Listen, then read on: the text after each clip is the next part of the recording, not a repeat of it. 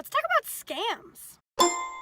The first one is the most easy to recognize, and that's impersonating an Uber or Lyft employee. There are a couple variations of this. The first one is that you'll receive a request, and then as soon as you accept it, you'll get a phone call from someone claiming to be an employee. They'll say that it's an identity verification, and they'll ask for your Uber or Lyft password. Obviously, you should never give anyone your password, and Uber and Lyft would never want to ask you for it. This is just an attempt to get into your account, take your money.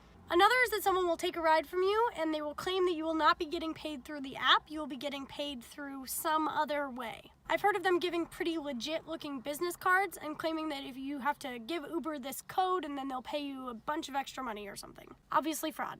Number 2, ride theft. Also 2 variations of this one. The first is a passenger stealing a ride. This is especially common in very metropolitan areas during the downtown hours. This is why you never want to ask, "Are you Kenneth?" You instead say, "What's your name?" Or you'll ask, "What's the name associated with the account?"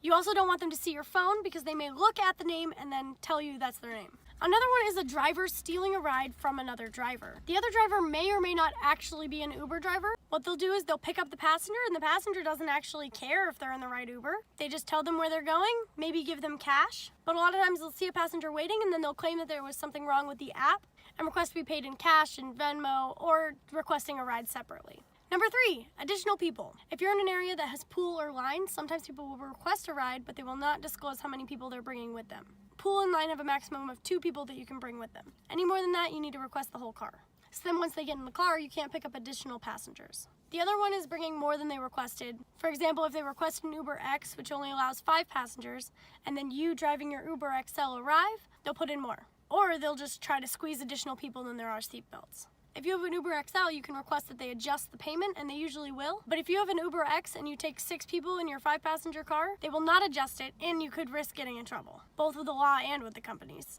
If they tell you they will give you a great tip for it, never believe them. Anything someone says about a tip is a lie. Number 4, incorrect destination or direction. Sometimes they will ask you to go a different direction instead of following the GPS, and then that will drive up the price, at which point they will claim to the company that you did that yourself, and then they'll be reimbursed for the ride and you'll lose out on it. They may also ask for a different drop-off location and do the same thing. Number 5, anchoring during stops. Sometimes passengers will request stops, and being a nice person, you may or may not allow them. Being the savvy driver you are, you of course tell them to keep it under 3 minutes if possible. And they say, yes, of course, no problem, but they leave their bag in the car, or their dog, or their baby. I'm not even kidding, I've had drivers tell me that. So then when they're gone for 25 minutes, you can't just leave. Or you can, and you can just drop it off at your hub, or I don't know, fire department if it's a baby. Number 6, surge fraud. Sometimes a passenger will be smart enough to realize that where they're being picked up is surging. So they will change the pickup location to an area that's not surging. They will then call up the driver and say, hey, I'm actually not at where the pickup is and I don't know how to change it. Can you pick me up at the corner of this and this? So now they get a ride that starts where they want without paying the surge pricing. Never pick someone up at a different location than what's in the app. Anything that you do that's not following what the app says is a risk for you. Go to the pickup location, wait, cancel. Number 7, lying about the driver, aka put your driver on blast. So there's actually this photo that's floating around that gives you different ways to put your driver on blast in order to get a free ride. One example is to take trash from your bag, put it on the ground, take a photo, send that to Uber or Lyft, claiming that the car is dirty and getting reimbursed. People who do any of these things are terrible, but these ones are the worst in my opinion. You can literally be deactivated for things on that list, so you could be ruining someone's livelihood. And the last one, number 8, is canceling mid-ride. This one is increasingly common. There's actually a video I'll put in the description of a driver who experienced this and called the passenger out when it happened. By canceling the ride, they can no longer rate them, and the driver is no longer getting paid for that ride. So if that happens, you should literally just let them out. Some people will do it right on the freeway. Personally, I would get to an exit first, but yeah, get that person out of your car. If someone cancels the ride, you are no longer protected by the apps or your insurance, and you also are not getting paid, so get them out. Now, the biggest thing that you can do to protect yourself from these kinds of scams is have a dash cam, preferably one that faces both inward and outward. The one that I have and has a lot of great reviews is the Ventrue Pro 2. It records both in and out and has good night vision.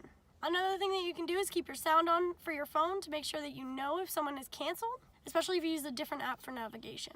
And the last thing is don't rely on just one program. If you drive for Uber, drive for Lyft as well, so that if you get canceled on Uber, then you still have Lyft as a backup, especially if you rely on it for paying your bills. Hopefully this was helpful and now you know some ways to protect yourself. If you appreciate the things that I'm doing, you can subscribe to my Patreon account. I sometimes upload extra stuff there. I haven't yet, but I plan to. As always, feel free to email me or put things in the comments if you have a suggestion for something that I should talk about or if you have a question that you need answered right away.